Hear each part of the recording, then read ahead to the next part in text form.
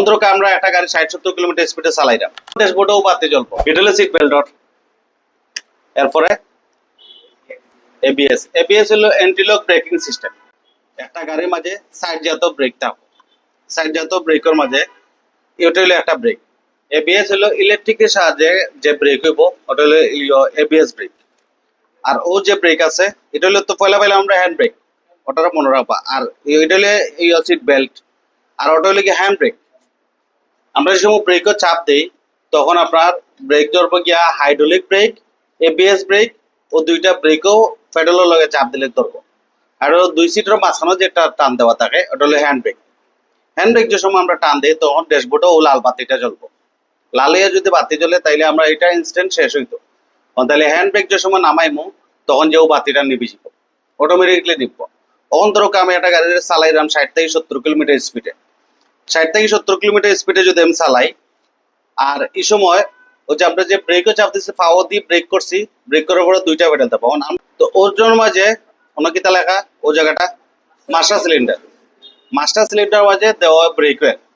Break well অন্য মাঝে ডালার পরে পরে ও ফাইবার থ্রুতে একবারে চাকা পর্যন্ত গিয়ে পৌঁছে। অন্তরকে আমরা একটা গাড়ি 60-70 কিলোমিটার স্পিডে চালাইলাম, চলন্ত অবস্থায় ও বাইরে যদি তেল কোনো কারণে লিক হয়ে যায়, তেল পিছে চাকাত গিয়া ব্রেক হয়ে পড়ে। হাইড্রোলিক ব্রেক তেলের সাহায্য হয়, ব্রেক ওয়েলের সাহায্যে হাইড্রোলিক ব্রেক হয়। এর মাঝে যদি তেল কোনো সময় লিক হয়ে যায় অথবা অন্য লিক হয়ে যায় তো আর পিছে চাকাত ব্রেক হইতো না, তখন ড্যাশবোর্ডে যে ও বাতিটা জ্বলবো, তখন ড্যাশবোর্ডে ও বাতি জ্বলবো। যদি হাইড্রোলিক ব্রেক কোনো সময় ফেল করে, ফেল হওয়ার 10 সেকেন্ড আর 7-8 সেকেন্ড 10 সেকেন্ড আগে বোঝা যাইব যে আরো 10 সেকেন্ড বাদে ব্রেক ফেল হয়ে যাব।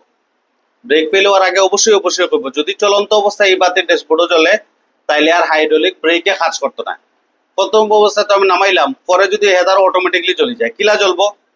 জ্বলার সিস্টেমটা হইলো যে সময় ও জায়গাটার মাঝে একটা সেন্সর লাগাল থাকে, ও জায়গাটার মাঝে ও সেন্সর যে সময় তেল কমার দিকে টাচ করবো, টাচ করার সাথে সাথে ড্যাশবোর্ডেও বাতিটা জ্বলবো।